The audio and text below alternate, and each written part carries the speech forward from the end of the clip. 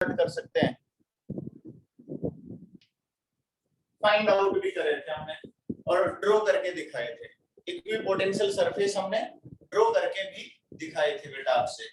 एक न्यूमेरिकल लेते हैं बेटा, इक्विपोटेंशियल सरफेस से न्यूमेरिकल लेते हैं और हमारे पास जो पोटेंशियल ग्रेडियंट वाला फॉर्मूला था उसके भी एक दो न्यूमेरिकल कर लेते हैं, एनसीईआरटी न्यूमेरिकल ले लेते हैं। तो एक न्यूमेरिकल है बेटा कि ये बेटा हमारे पास एक यूनिफॉर्म इलेक्ट्रिक फील्ड है, that is the uniform electric field E। और E की वैल्यू आप कुछ भी रख सकते हो, आपकी मर्जी है। आपने कह दिया कि अगर हम E की वैल्यू ले तो 5 × 10⁻³ न्यूटन पर कूलम, कुछ भी ले सकते हो। आपने ये कह दिया 5 × 10⁻³ न्यूटन पर कूलम, 2 × 10⁻⁶, आपकी मर्जी है, कुछ भी ले सकते हो। हमने ये यूनिफॉर्म इलेक्ट्रिक फील्ड कह दिया भाई। अब इस यूनिफॉर्म इलेक्ट्रिक फील्ड में आपने एक चार्ज को मूव कराना है, A to B, B point बिल्कुल जस्ट इसके ऊपर है,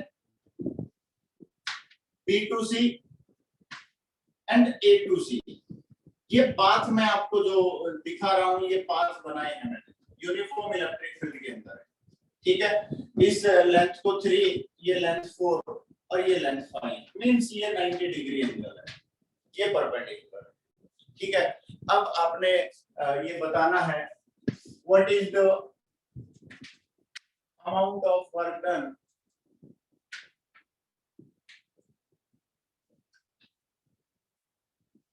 तो मूव ए चार्ज फ्रॉम, पहला पॉइंट लिख रहा हूं A to B, दूसरा पॉइंट लिख रहा हूं मैं A to C और थर्ड पॉइंट में आपको लिख रहा हूं B to C। ये पॉइंट है, मेरी बात समझ गए। सबसे पहले आप क्वेश्चन को देखेंगे, हमने ये कहा है कि आपने वर्क डन फाइंड आउट करना है।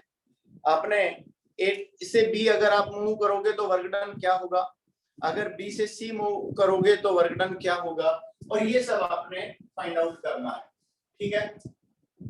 पहली बात अगर हम वर्क डन की बात करें तो charge multiply by electric potential, ठीक है। अब मान लीजिए मैं इसको 3 सेंटीमीटर बोल रहा हूँ, इसको 4 सेंटीमीटर बोल रहा हूँ, इसको 5 सेंटीमीटर बोल रहा हूँ, तो मेरे हिसाब से आप पोटेंशियल डिफरेंस निकालेंगे। सबसे पहले क्या निकालेंगे, पोटेंशियल डिफरेंस। अगर मान लीजिए हम डायरेक्ट बात करें, अगर पहला क्वेश्चन देखते हैं A to B, A और B, शायद आपको याद होगा कल हमने इक्विपोटेंशियल सरफेस बनाया था यूनिफॉर्म इलेक्ट्रिक फील्ड के अंदर, और इस तरह का बनाया था। अब A और B देखें तो शायद एक ही पोटेंशियल पर है, इसका मतलब potential at A is equal to potential at B। ये तो मेरे हिसाब से आपको मालूम होना चाहिए भाई, समझ आया कि नहीं। Potential at A is equal to potential at B, क्योंकि ये क्या है, इक्विपोटेंशियल सरफेस।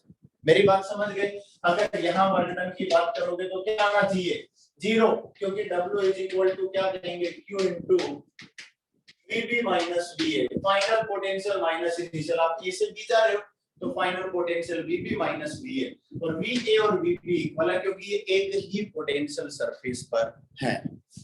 मेरी बात समझ आ गई, ठीक है। दूसरा पॉइंट,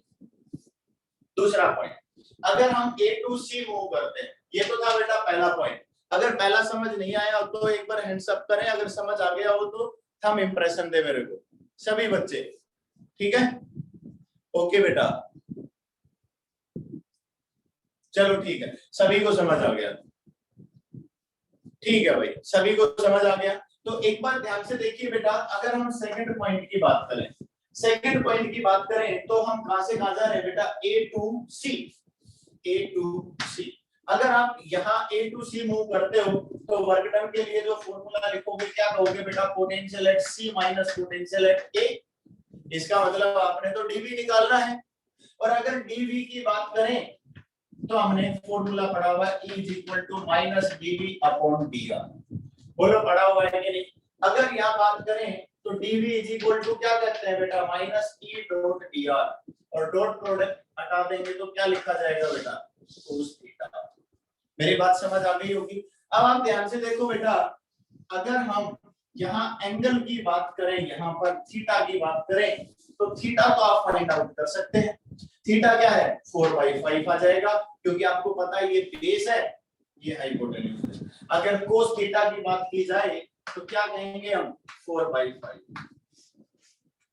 क्योंकि आप ये कहोगे कि यहाँ से यहाँ तक मूव कर रहे हैं तो इसका और इलेक्ट्रिक फील्ड के बीच का एंगल क्या है, यही है मेरे हिसाब से थीटा। और कोस थीटा क्या हो गया बेस अपॉन हाइपोटेन्यूज, बेस है 4 सेंटीमीटर और हाइपोटेन्यूज है 5 सेंटीमीटर। अगर बात करें डीवी की तो हमारे पास क्या है बेटा, इलेक्ट्रिक फील्ड कितना है 5 into 10⁻³ multiply by dr, dr a से C से A तक की डिस्टेंस कितनी है बेटा 5 centimetre, 5 into 10⁻⁻² multiply by cos theta. काट दिया हमने इसको। dv इज इक्वल टू क्या हो गया बेटा -5 into 10 मल्टीप्लाई बाय 4, इसका मतलब -2 एंगल। वोल्ट लिख सकते हो, पोटेंशियल की यूनिट है। अब आप ये वैल्यू यहाँ पुट करेंगे dv की वैल्यू, ये हमारे पास vc माइनस va आ गया, और उसके बाद हम क्या कहेंगे q की वैल्यू पुट करेंगे और वर्क डन आ जाएगा। मेरी बात समझ आ गई। Then work done is equal to, work done कहां से कहां है बेटा a to c, ac work done of ac is equal to charge की वैल्यू हमने आपसे बताई नहीं, शायद मूव विद चार्ज, चार्ज की वैल्यू भी हम बता सकते हैं। जो भी चार्ज है हमारे पास क्या होगा, चार्ज मान लीजिए हमने कह दिया 2 माइक्रो कूलम है, 2 into 10⁻⁻�6, यहाँ वैल्यू रख दीजिए 2 into 10⁻⁻6 multiply by -200 that is joule.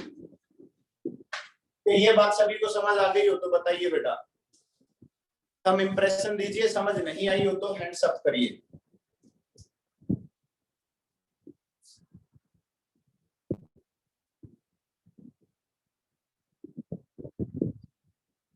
Okay भाई, चलो ठीक है। अब आगे बढ़ते हैं बेटा। हमने क्या कहा B to C, आप देखिए B पॉइंट यहाँ है, C पॉइंट यहाँ है। अगर इनके बीच में एंगल देखें तो थीटा तो 0 है, हम सीधा ये फॉर्मूला लगा सकते हैं। थर्ड के अंदर हम क्या कहेंगे बेटा dv निकालेंगे, dv क्या कहेंगे vc minus vb, vc minus vb की वैल्यू निकाली जाएगी। हम इधर मूव कर रहे हैं बेटा -e डॉट dr लिखेंगे। मेरी बात समझ गए, अगेंस्ट इलेक्ट्रिक फील्ड जा रहे हैं, माइनस माइनस प्लस हो जाएगा। इसमें भी वैसे तो माइनस माइनस प्लस आ जाना चाहिए था, क्योंकि हमें पता है ये किस पोटेंशियल पर है, हाई पोटेंशियल पर है, और ये पॉइंट किस पोटेंशियल पर है, लो। क्यों? क्योंकि हमने बताया था इलेक्ट्रिक फील्ड की डायरेक्शन में जब हम मूव करते हैं, इलेक्ट्रिक फील्ड के डायरेक्शन में पोटेंशियल डिक्रीज होती है। समझ आ गया? यहाँ पोटेंशियल हाई रहेगी, जितना हम आगे की तरफ जाते जाएंगे पोटेंशियल डिक्रीज होती हुई चली जाएगी। ये प्लस हो जाएगा। उसके बाद इलेक्ट्रिक फील्ड की वैल्यू गिवन है आपके पास 5 into 10⁻³ मल्टीप्लाई बाय dr, यहाँ से यहाँ तक की वैल्यू क्या है 4, वही 4 into 10⁻⁻²। मेरे हिसाब से जो आंसर इधर आना चाहिए था वही आंसर यहाँ आएगा। क्यों? क्योंकि हम VA पोटेंशियल से VC जा रहे हैं और VB पोटेंशियल से VC जा रहे हैं। अगर आप ध्यान से देखो, लेंथ बेशक ज्यादा हो और पोटेंशियल तो dV है ना, और वर्क डन के फॉर्मूले में Q into VB minus VA है। डिस्टेंस का रोल नहीं है, डिस्टेंस तो अपने आप बदल जाती है। क्यों? क्योंकि यहाँ हमारे पास लो पोटेंशियल है, यहाँ हमारे पास हाई पोटेंशियल है। जब हम लो टू हाई जा रहे हैं तो पोटेंशियल डिफरेंस के हिसाब से वर्क डन होता है। जितना पोटेंशियल डिफरेंस होगा उसी हिसाब से वर्क डन होगा, क्योंकि वर्क डन दो ही पॉइंट पर डिपेंड कर रहा है, चार्ज के मैग्नीट्यूड पर और पोटेंशियल के डिफरेंस पर, ना कि डिस्टेंस पर डिपेंड कर रहा है। हम ये देखते हैं कि यहाँ से यहाँ तक के डिस्टेंस 5 सेंटीमीटर है, यहाँ से यहाँ तक के डिस्टेंस 4 सेंटीमीटर है, तो आंसर अलग आना चाहिए, नहीं आएगा, कभी भी नहीं है। क्यों? क्योंकि ये दोनों पॉइंट सेम पोटेंशियल पर है। क्योंकि यहाँ एंगल बन रहा है तो कोस थीटा करोगे तो ऑटोमेटिक जो हाइपोटेन्यूज है वो कैंसिल हो जाएगा और केवल ये गैप बचेगा, परपेंडिकुलर डिस्टेंस बचेगी। शायद आपको याद होगा हमने ई कोस थीटा भी निकाल कर दिखाया था। मेरी बात समझ आ गई होगी? ये भैया, अगर ये पॉइंट समझ आ गया तो सभी एक बार थंब इंप्रेशन दे।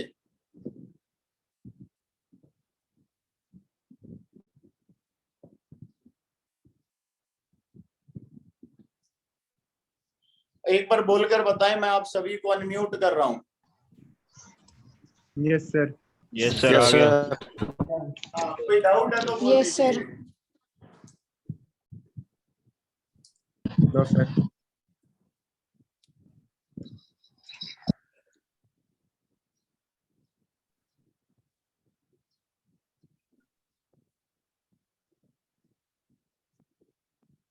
चलो देखिए बेटा, अब आगे पढ़ते हैं, एक और न्यूमेरिकल करते हैं। अभी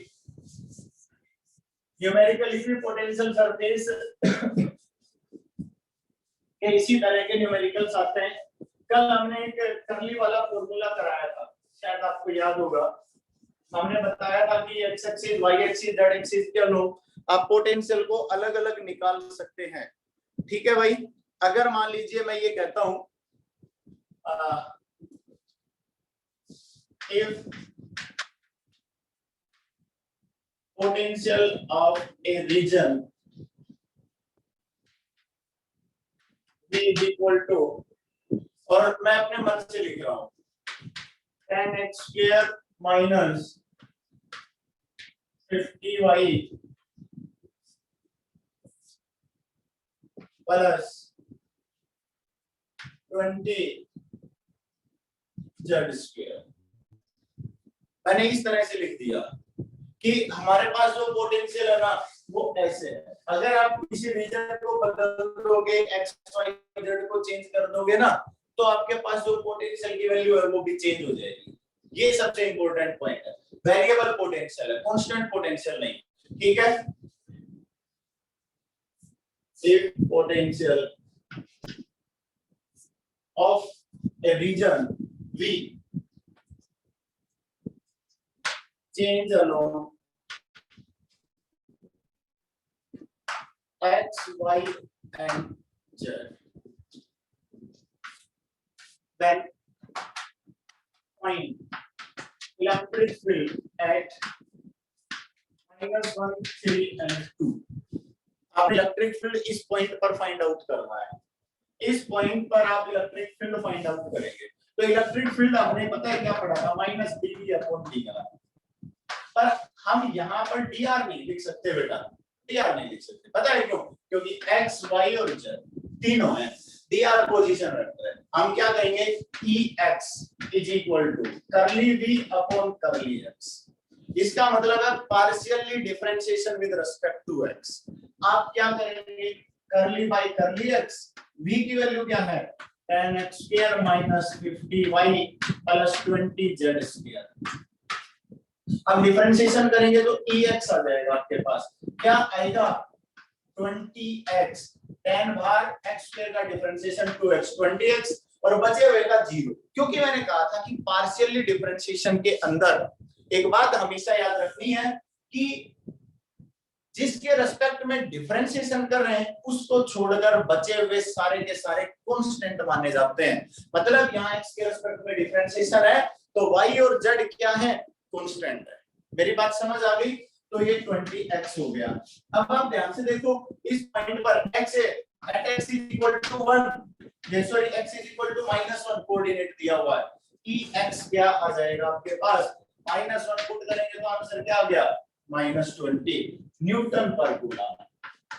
मतलब आपने Ex निकाल दिया। सिमिलरली Ey निकाल के दिखाओ बेटा।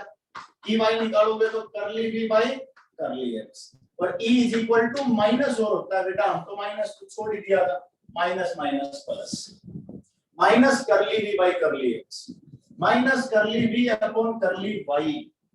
y के रेस्पेक्ट में डिफरेंशिएशन करना है। अब y के रेस्पेक्ट में डिफरेंशिएशन करेंगे, minus curly v upon curly y, again यही लिखा जाएगा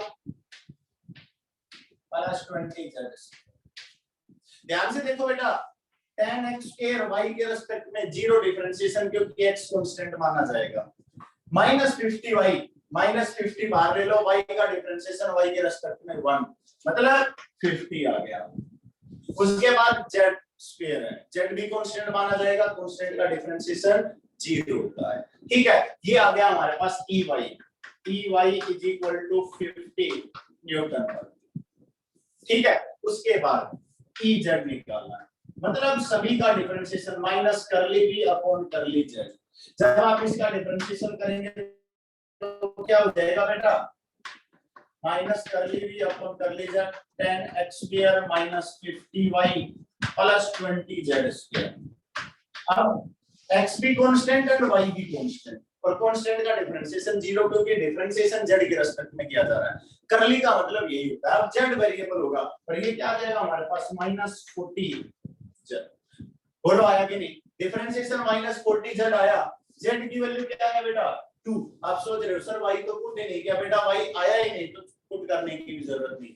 हम क्या कहेंगे बेटा, at z is equal to 2 हमारे पास क्या आएगा बेटा, E z is equal to minus 80 newton पर। अब लिखने का तरीका क्या है, हम क्या कहेंगे बेटा, E is equal to E x i E y j plus E z, यूं लिखा जाएगा। आप डेरिवेशन जो हमने कराया था तो उसको एक बार अच्छे से खोल कर देखो, आप ढंग से खोल कर देखोगे तो आपको पता चल जाएगा। वहां पर हम e x e y e z put करेंगे, E is equal to Ex हमारे पास वैल्यू क्या आ रही है 20 आई प्लस Ey क्या आ रहा है 50 j और Ez की वैल्यू क्या आ गई हमारे पास माइनस 80, तो माइनस 80 ये हमारे पास इलेक्ट्रिक फील्ड आ गया।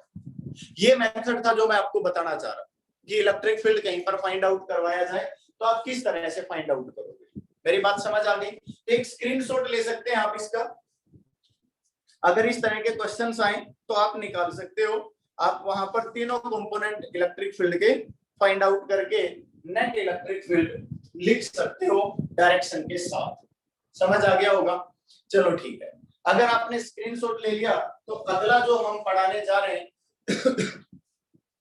वो हमारे पास है बेटा इलेक्ट्रिक पोटेंशियल एनर्जी।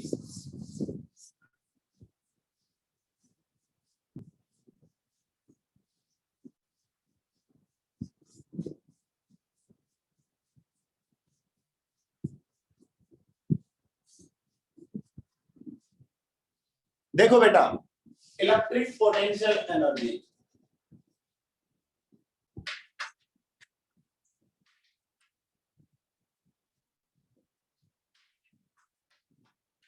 मैं आपको बता देता हूं बेटा, ये हमारी पोटेंशियल का लास्ट टॉपिक है।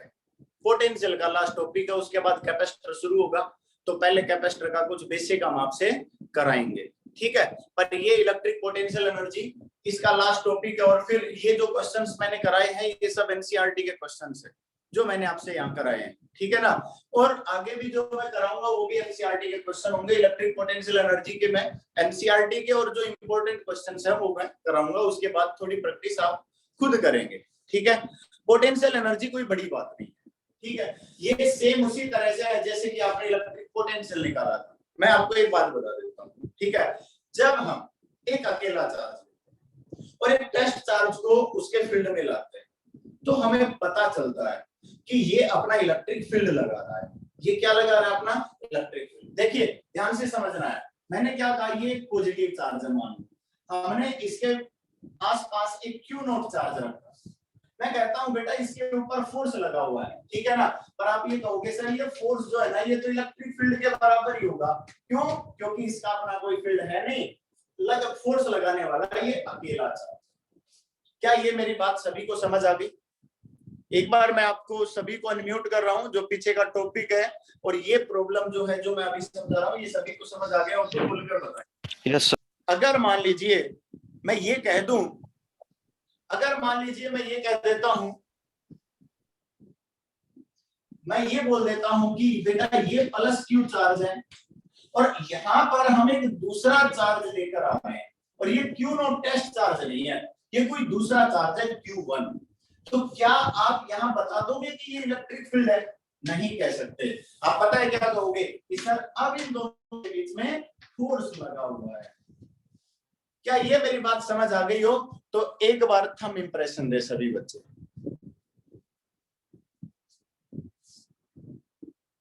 चलो ठीक है, फिर दोबारा से एक बार कह रहा हूं कि अगर Q नॉट लेकर आए तो आप कहोगे सर इस Q नॉट पर फोर्स लग रहा है, और वही फोर्स तो इलेक्ट्रिक फील्ड है। और अगर Q नॉट की जगह कोई दूसरा चार्ज लेकर आए जिसका अपना इलेक्ट्रिक फील्ड है, तो आप ये कहोगे कि सर ये इसके ऊपर फोर्स लगा रहा है, पर ये है फोर्स बिटवीन द चार्जेस, यहाँ इलेक्ट्रिक फील्ड नहीं है, यहाँ दोनों चार्ज एक दूसरे के इंटरेक्शन में आ रहे हैं। वही बात मैं अब रिपीट करना चाह रहा हूं, ध्यान से देखना। आपने क्या कहा कि ये हमारे पास प्लस Q चार्ज है, ठीक है, और फिर आप ये कहते हो कि इनफाइनाइट से Q नॉट चार्ज को मूव कराते हैं इसके फील्ड में, ये है P पॉइंट। जब हम Q नॉट चार्ज को इसके फील्ड में मूव कराते हैं तो यहाँ पोटेंशियल आती है जिसकी वैल्यू लिखते हो KQ/R। क्यों? क्योंकि पोटेंशियल ये अकेला अपनी एनर्जी लगा रहा है, इस Q नॉट चार्ज का कोई रोल नहीं है, इसका अपना कोई फील्ड नहीं। अगर मान लीजिए ये कहा जाए कि ये पॉजिटिव चार्ज है Q, और इनफाइनाइट से Q चार्ज को मूव या Q1 चार्ज को मूव करा के P पॉइंट पर लाया जाता है, तो भाई इसका अपना फील्ड है। एक दूसरे के फील्ड में एंट्री करेंगे तो एक दूसरे के ऊपर इलेक्ट्रिक फील्ड नहीं लगाएंगे, एक दूसरे के ऊपर इलेक्ट्रिक फोर्स लगाएंगे, क्योंकि ये अपना फोर्स भी लगाना शुरू करेगा। यहाँ तो Q नॉट ने अपना फोर्स लगाया ही नहीं है, तो केवल सहन कर रहा था उसके फोर्स को, यहाँ पर ये अपना फोर्स भी लगाएगा। और जब इन दोनों के बीच में फोर्स लगेगा ना, तो हम बोलेंगे that is the potential energy between the charges. क्या बोला जाएगा? Potential energy between the charges. यहाँ तो था electric potential of A charge, मतलब इस अकेले चार्ज की पोटेंशियल थी, क्योंकि इसका तो कोई फील्ड था ही नहीं, ये तो कोई फोर्स लगा ही नहीं रहा था, यहाँ तो कोई दूसरा चार्ज लेकर आ रहे थे तो इसका अपना फील्ड था। तो हम कहेंगे electric potential energy between the charge. अगर ये पॉइंट समझ आ गया है तो सभी बच्चे एक बार थंब इंप्रेशन देकर बताएंगे, और अगर किसी को डाउट है तो हैंड्स अप करें, मैं दोबारा क्लियर कर दूंगा। एक बच्चे का आया ग्रीस, मैंने बेटा आपको अनम्यूट कर दिया, बोलिए क्या प्रॉब्लम है? सर एक बार ये दोबारा से सुनना। मैं ये कह रहा हूं बेटा कि जब मैं Q नॉट चार्ज लेकर आ रहा था तो इसका अपना कोई फील्ड नहीं है, इस पर फोर्स लगा रहा है अकेला ये चार्ज, तो इसके पास केवल इलेक्ट्रिक पोटेंशियल बोल रहे थे, electric potential of A charge. इस अकेले चार्ज की कितनी एनर्जी है जो इस पर लगाई जा रही है, पर जब मैं इस चार्ज को लेकर आया तो इसके पास अपना फील्ड था, ये भी उसके ऊपर फोर्स लगा रहा था, इसको रिपेल कर रहा था। मतलब जब इन दोनों को इसको यहाँ लेकर आया गया तो इन दोनों के बीच में एक दूसरे ने एक दूसरे के ऊपर एनर्जी लगाई, तो इसको बोला जाएगा potential energy, electric potential energy between charge. क्या मेरी बात समझ आ गई? ग्रीस समझ आ गई हो तो थंब इंप्रेशन दे दो। चलो ठीक है बेटा, ओके। अब मैं इसको समझा देता हूं, अब बड़ा आसान है, क्लियर हो जाएगा। मतलब अब अगर हम डेफिनेशन लिखना भी चाहें, तो हम क्या कहेंगे? सबसे पहले Q नॉट चार्ज रखेंगे बेटा प्लस Q, ये प्लस Q चार्ज रखा, और किसी दूसरे चार्ज को, या हम इसको Q1 चार्ज रखेंगे, Q2 चार्ज को इनफाइनाइट से मूव कराएंगे और एक पर्टिकुलर पॉइंट पर लेकर आएंगे। ठीक है, हम क्या कहेंगे बेटा? इन दोनों के बीच में क्या लगा हुआ है? Force Fe। क्या लिखा जाएगा? K Q1 Q2 upon h²। यहां से A पॉइंट ले लिया, ये B पॉइंट ले लेता हूं, वही सेम जो इलेक्ट्रिक पोटेंशियल में पढ़ा था, ये कह दिया मैंने A पॉइंट x डिस्टेंस पर है। ठीक है, ये डिस्टेंस है बेटा dx, हमें P पॉइंट पर लाना है जो कि इससे r डिस्टेंस पर है। ठीक है, अब that is the amount of work done. Potential energy क्या है? Amount of work done for moving A charge from infinite two point, particular point against electric field of another charge. इसी दूसरे charge के इलेक्ट्रिक फील्ड के against अगर हम किसी charge particle को मूव करा दें तो उसको हम इलेक्ट्रिक पोटेंशियल एनर्जी बोल देंगे और उसी वर्क डन को हम इलेक्ट्रिक पोटेंशियल एनर्जी का नाम दे देंगे। ठीक है, अब हमने क्या कहा, dW इज इक्वल टू क्या होता है बेटा, F डॉट dx। आप ध्यान से देखो बेटा, फोर्स कहां लग रहा है, बाहर की तरफ। ए पॉइंट पर अगर चार्ज पहुंचा दो, चार्ज कौन सा पहुंचा, Q2, कहां तक पहुंचाना है, B पॉइंट तक पहुंचाना है। अगर ए तक पहुंचा था तो उस समय जो F था, electrostatic force Fe is equal to, ये लिखा हुआ है कि Q1 Q2 upon x square, क्योंकि ये चार्ज Q1 है, ये चार्ज Q2 है, बीच में डिस्टेंस x है, कूलम्ब्स लॉ लगा दिया। ठीक है, अब डॉट प्रोडक्ट लगा हुआ है, dW इज इक्वल टू बेटा Fe dx। अब फोर्स, आप एक बात बताओ, आप मूव इधर करा रहे हो और फोर्स लग रहा है इधर, थीटा कितना हो गया बेटा, 180 डिग्री। हमने लिख दिया cos 180 डिग्री। मेरी बात समझ आ गई? ठीक है ना बेटा, अगर ये cos 180 आ गया, cos 180 -1 होता है, dW is equal to -Fe into dx। आप सोच रहे हो सर इलेक्ट्रिक पोटेंशियल में और इसमें क्या फर्क है, बस यही फर्क है, वहां Q0 लेना है या Q2 लेना है, और कोई फर्क नहीं है, सेम है। हमने क्या किया, Fe की वैल्यू यहां पुट कर दी, dW is equal to K Q1 Q2 upon x square into dx। Integration कर दो, इंटीग्रेशन कहां से कहां करना है, इनफाइनाइट से पर्टिकुलर पॉइंट r डिस्टेंस तक, इनफाइनाइट टू r। ठीक है बेटा, अब इधर लिख देते हैं dw का integration w minus k q1 q2। उसके बाद इंटीग्रेशन करेंगे 1/x स्क्वायर का इंटीग्रेशन सीधा लिख रहा हूं मैं, पहले भी बता दिया था, minus 1/x infinite to r, minus बाहर लेने प्लस हो जाएगा, k q1 q2 1 upon r minus 1 upon infinite, upper limit point minus lower limit point. This work done is stored as potential energy between the charges. This work done is stored as potential energy between the charges.